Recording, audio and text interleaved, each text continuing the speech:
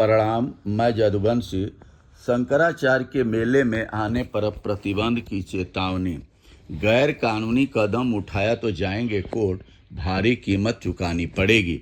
शंकराचार्य शिविर के संचालक की ओर से नोटिस का जवाब भी दे दिया गया है, जिसमें लिखा गया है कि पत्र नोटिस भ्रामक दुर्भावनापूर्ण तरीके से लिखा गया है।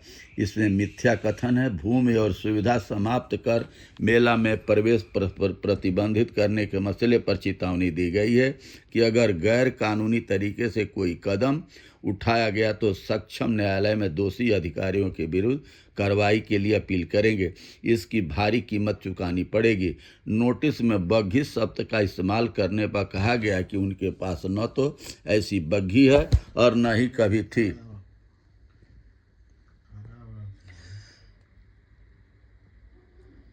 शंकराचार्य पालकी में सवार होकर जा रहे थे, जिसे भक्तगण अपने कंधे पर रखकर धकेलते हुए ले जा रहे थे। यह परंपरा वर्षों से चली आ रही है। इस पालकी में 6 इंच के व्यास के स्टील के पहिए लगे थे। इसमें घोड़े और मोटर का कोई प्रावधान नहीं है। शंकराचार्य जी के साथ जो प्रशासन ने किया है वो बिल्कुल गलत है। जब कुंभ में इतनी व्यवस्थाओं के साथ आप सारी सुविधा करा सकते हैं, सतुआ बाबा को गाड़ी घोड़ा हाथी से जाते हैं तो उनको स्नान करा सकते हैं, तो बग्घी पर बटुकों के साथ उनके स्नान करने में क्या दिक्कत थी? उनकी थोड़ी सी सुविधा देते, गंगा स्नान कर लेते, वो भी अपने पास चले जाते।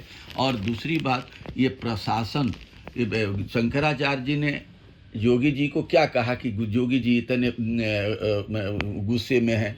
जो प्रशासन से योगी गौ रक्षक के नाम पर योगी आदित्यनाथ जी हिंदुओं को ये करके कि गौ रक्षा होनी चाहिए, और सारी बातों को योगी शंकराचार्य ने यही ना बोला है कि जब सत्ता में नहीं थे तो गौ रक्षा के नाम पर आए, और सत्ता में आ गए तो गौ की हत्या इसी हो रही है कि पहले 10% थी, आज 2% पर पहुंच गई है। और यूपी में सबसे ज़्यादा गौ हत्या हो रही है। एक संत और महात्मा के कुर्सी पर बैठने के बाद गौ हत्या ज़्यादा से ज़्यादा हो रही है। आचार्य जी, शंकराचार्य जी ने यही शब्द कहा है, तो कोई गलत थोड़ी बोला है।